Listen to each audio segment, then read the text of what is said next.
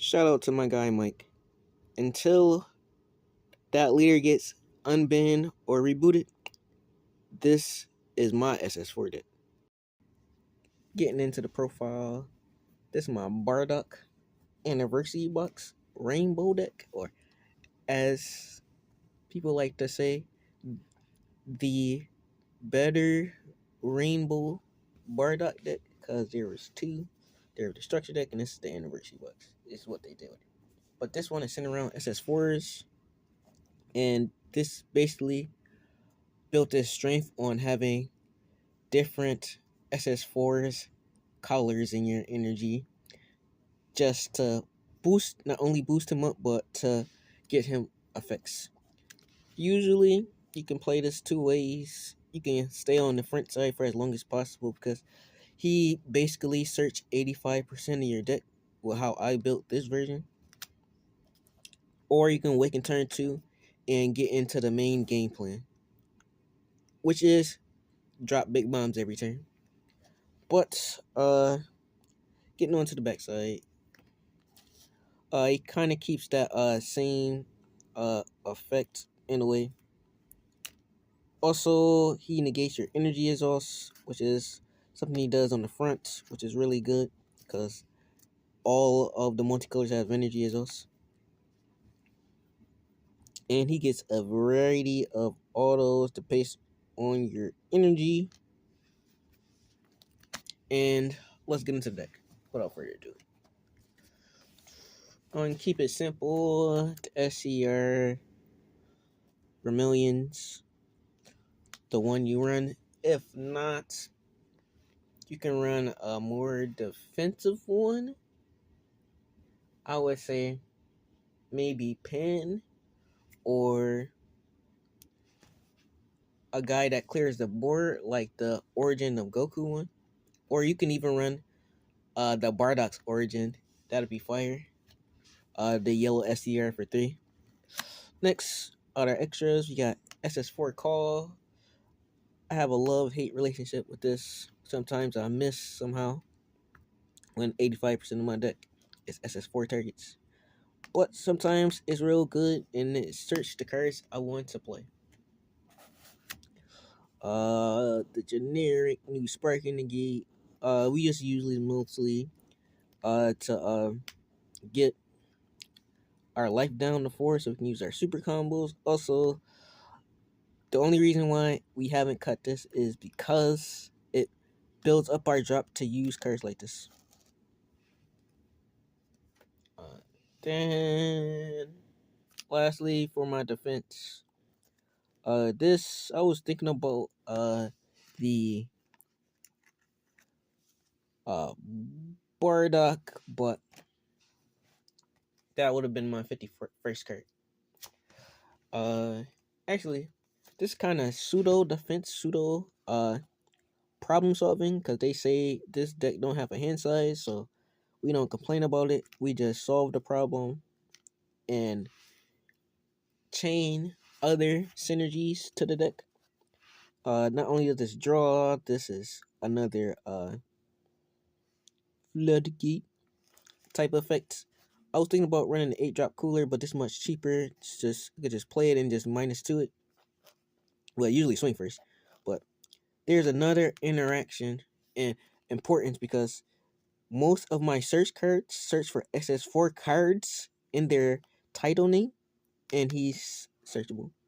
If I can, depending on the matchup, safely establish this turn 2, I will. Depending on the matchup. Only running 1 overround. 5 not hard to get into the drop just to overwhelm this for when you need it. And it's SS4, which is important. 2 of the Vegeta. 2 of the Kai. I really wanted to run the Cumber one, but because I hate having to get down to 4 just to make plays. But his importance that I chose over the Cumber one, because he's a Vegeta Xeno, which is important for my other card that I'll introduce later. This, because it has the potential to be a 12k super combo because of rare effect, and the fact that we now have 6 colors. So why not?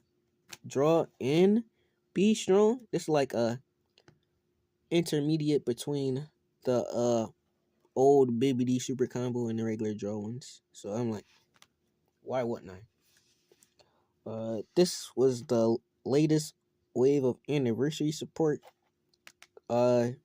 Sets up bigger plays for later. And you know, we got the traditional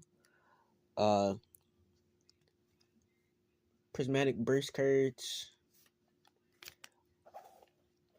Each color doing a variety of things. This one is also a very important one. Usually his main purpose is to combo with our secret rare turn 4, but I would say turn 5 to even turn 6, his secondary effect is very important for potentially closeout or even earlier in the mid game round between 3 and 5, because he can make my SS4 cards have dual attack. I can even make my unison have dual attack against and swing under the battle card floodgates that restrict my battle card from swinging or limit them. And a lot of people don't run the unison, and I just don't understand why. When there's significant synergy and ample reason to run them. This just to hit stuff that coming up. I'm only running 2. We'll bump it up for the matchup. And I was originally running 2 and 2 of these, but one of my local guys said this is like an important part of the deck, so I should bump it up. Honestly, was running like this at 1 when I first built the deck, but he was like, nope, we got to get those numbers up because it sets up certain layers and combos with the deck. And I didn't mind because I need my Gokus and Vegetas at a certain number because of the bigger bombs. And goes to the main concept of what we're trying to do, which is play this. If I'm not playing this, I'm comboing it. Or play this. These like one of the 2 main ones I'm dropping after turn 2 every time. Until we get to like turn 5, turn 6, if they're not already dead. Also, cool interaction. You can make this swing 4 times with the other one. I'm gonna double check that in a second, but I'm pretty sure. Also, my last 4 cards is the other big one. A lot of people run this at 2, but I'm like, at worst, it's a free 10k combo that lets you combo out of stuff. Why wouldn't you want to have like an additional 8 combos that get you out of swings? Going on to my Z deck. 4 of this is the game plan we want to play. Using that secondary effect, which the glare. This reduces the cost of my 8 and 10 drops by 3, even though you can't see that because of the glare. There you go. You can see that number. But this is the card we want to play every turn after turn 2. Or we can even play it turn 2, then awaken and drop the 5 drop if we have the setup. Because that reduces down to 1.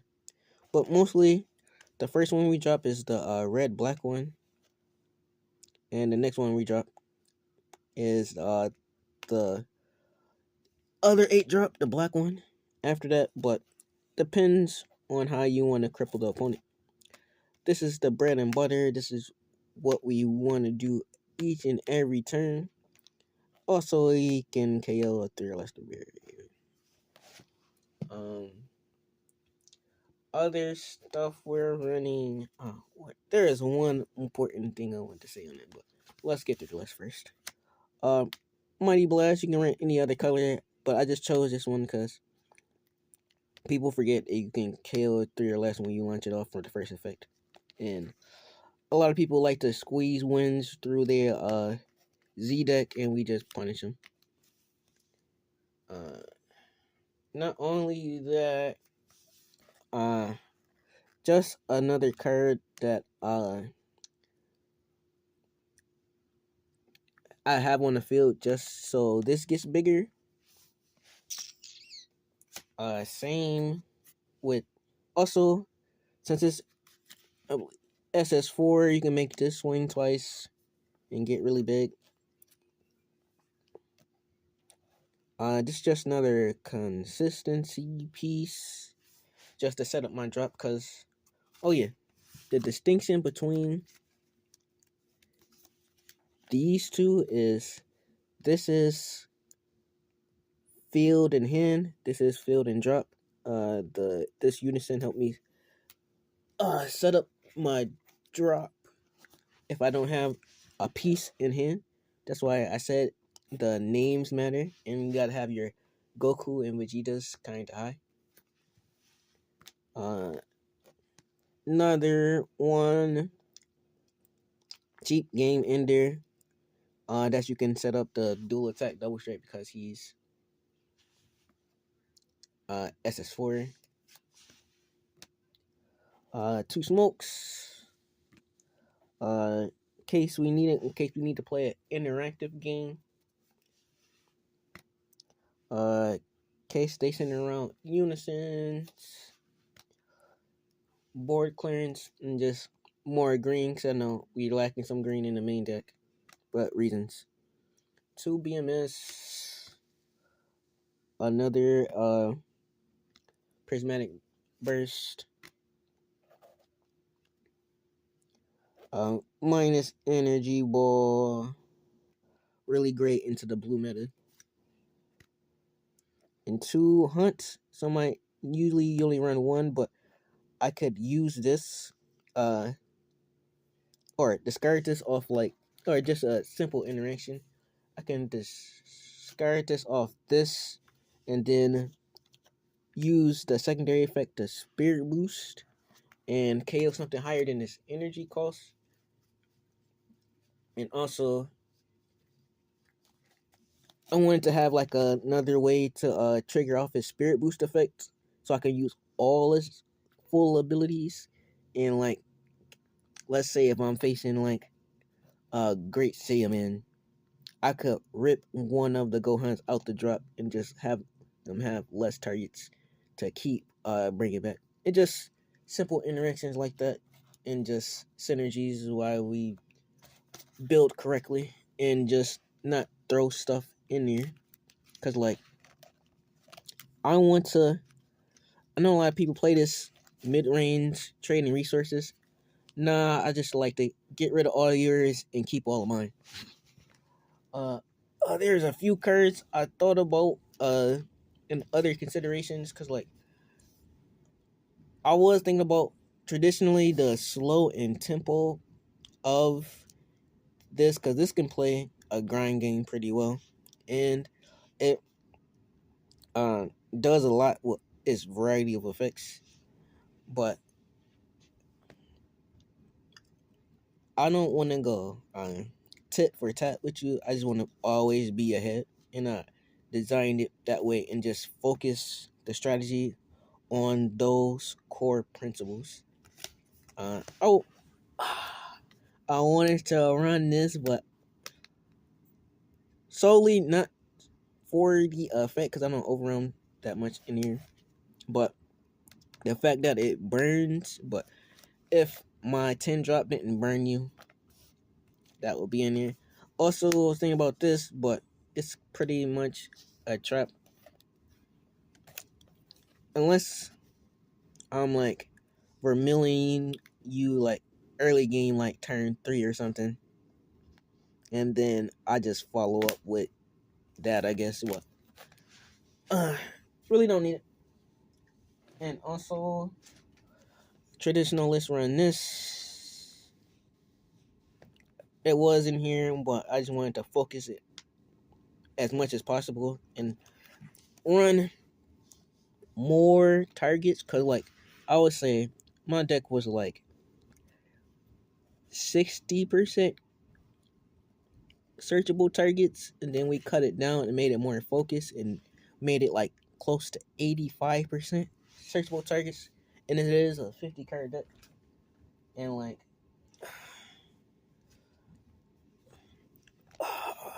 you can boost it up and run more like defensive cards in here, which were in the beta builds, and through testing, which you can see on the channel. And I'm like, Pan really laid into me and my cohorts that I let play the deck.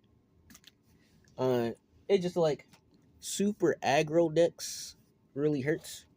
That's why you have to play in a certain fashion to defend yourself. And also had Bean in here at one point, but I only like Bean in his post errata effect if I'm like utilizing other plays on my opponent's turn.